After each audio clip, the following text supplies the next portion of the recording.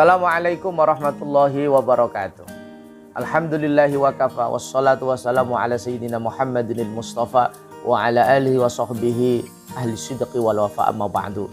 Para pemirsa yang berbahagia, ketemu dengan Kultum Ramadan Lazis Nuwarno Kotowaju dengan tema bedah Undang-Undang Wakaf sesi kedua. Saya lanjutkan bedah Undang-Undang Wakaf. Saya teruskan setelah kemarin ada wakaf selamanya dan wakaf berjangka. Dua, wakif adalah pihak yang mewakafkan harta benda miliknya. Jadi wakif adalah pihak yang mewakafkan harta benda miliknya, bukan harta benda orang lain. Jadi yang bisa mewakafkan adalah yang memiliki harta itu. Tidak boleh orang lain mewakafkan karena rentan terjadi manipulasi, rentan terjadi sabotase. Jadi siapa yang punya hak milik, ibaratnya sertifikat wakaf, ya dia yang berhak untuk mewakafkan.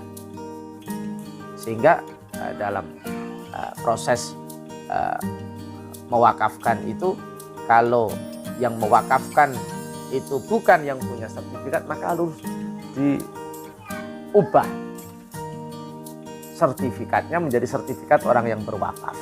Jadi wakif adalah pihak yang mewakafkan harta benda miliknya, bukan harta benda milik orang lain. Karena memang syaratnya sah benda yang diwakafkan, yang miliknya yang mewakafkan, bukan milik orang lain. Menarik sekali. 3. Ikrar wakaf adalah pernyataan kehendak wakif yang diucapkan secara lisan dan atau tulisan kepada nazir untuk mewakafkan harta benda miliknya. Jadi ikrar wakaf kemarin sudah disampaikan oleh Bapak Kiai Arif Hasanuddin. Sudah ada teks yang disiapkan oleh petugas, tinggal dibaca oleh wakif di hadapan para saksi dan pejabat. Dan teks itu bermatre yang intinya adalah pernyataan kehendak wakif secara lisan dan tulisan kepada nazir untuk mewakafkan harta benda miliknya. Yang keempat, nazir. Siapa nazir itu? Nazir adalah pihak yang menerima harta benda wakaf dari wakif untuk dikelola dan dikembangkan sesuai dengan peruntukannya. Jadi nazir ini sebagai manajer operasional, direktur operasional, pihak yang bertanggung jawab untuk mengelola harta yang diwakafkan itu, yang ditujukan kepada sasaran yang dituju oleh wakif. Kenapa? Karena syaratul wakif karena si syarek. Syarat yang diberikan wakif kepada nazir itu seperti ketentuan Allah dan Rasulnya yang harus dilakukan. Oleh karena itu nazir ini punya tanggung jawab yang besar. 5. Harta benda wakaf adalah harta benda yang memiliki daya tahan lama dan atau manfaat jangka panjang serta mempunyai nilai ekonomi menurut syariah yang diwakafkan oleh wakif. Salah satu syarat mauquf atau benda yang diwakafkan adalah memiliki daya tahan lama atau manfaat jangka panjang. Pernah dalam Baksul Masail di Majelis Wakil Cabang Nahdlatul Ulama Kecamatan Teranggil, bagaimana hukumnya orang yang menyumbang pring ya untuk ngecor masjid, madrasah dan lain-lain, apakah bisa dikatakan wakaf? Di dalam berbagai karya kitab kuning di pesantren termasuk juga di Hasyiatul Bajuri dijelaskan boleh dan sah nyumbang batang pring itu sebagai wakaf karena memang sangat bermanfaat untuk pengecoran itu. Jadi walau muddatan qasirah, meskipun hanya bermanfaat 1 bulan misalnya, itu tetap ada manfaatnya. Sesuai manfaat sesuatu ada sesuai dengan kualitas sesuatu itu. Artinya memiliki daya tahan lama tentu sesuai dengan kualitas. Kalau pring ya tidak tahan, artinya tahan lamanya ya sekian bulan. Sah.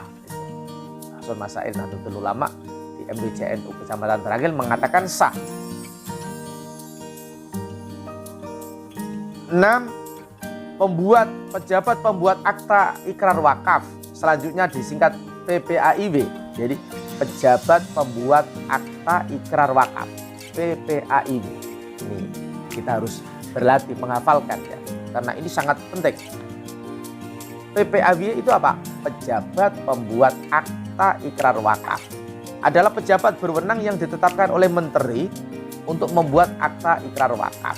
Jadi kita kalau ke KUA, pengalaman kami ketika ada masyarakat yang mewakafkan tanahnya untuk masjid di tempat kami, di Masjid Sirajul Anam, maka kemudian kita bawa ke KUA, dan di KUA sudah ada PPAIW, pejabat pembuat akta ikrar wakaf yang ditunjuk oleh menteri sesuai dengan undang-undang untuk membimbing wakif. 7. Badan Wakaf Indonesia adalah lembaga independen untuk mengembangkan perwakafan di Indonesia. Nah, ketika selesai proses kita di KUA, maka kemudian kita tingkatkan proses itu di BWI. Kita minta sertifikat wakaf dari tanah yang ingin kita urus di Badan Pertanahan Nasional. Nah, BWI ini adalah lembaga independen yang mengatur persoalan wakaf di Indonesia. Pemerintah adalah perangkat negara kesatuan Republik Indonesia yang terdiri atas presiden beserta para menteri. Dalam undang-undang ini ya dimaksud ulul amri atau pemerintah, ya presiden dan menteri, dan tentu bawahannya ya, sampai tadi ke KUA tingkat kecamatan. Menteri adalah menteri yang bertugas di bidang agama.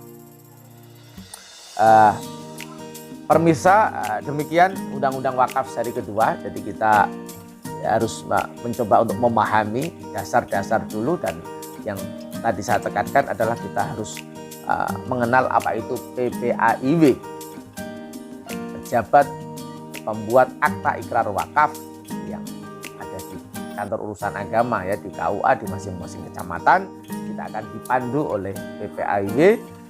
Tinggal membaca, ada saksi, ada nazir, prosesnya akan berjalan dengan baik. Demikian, semoga bermanfaat. Kurang lebihnya mohon maaf. Wal afu minkum, wallahul muwaffiq ila aqwamit thoriq. Assalamualaikum warahmatullahi wabarakatuh.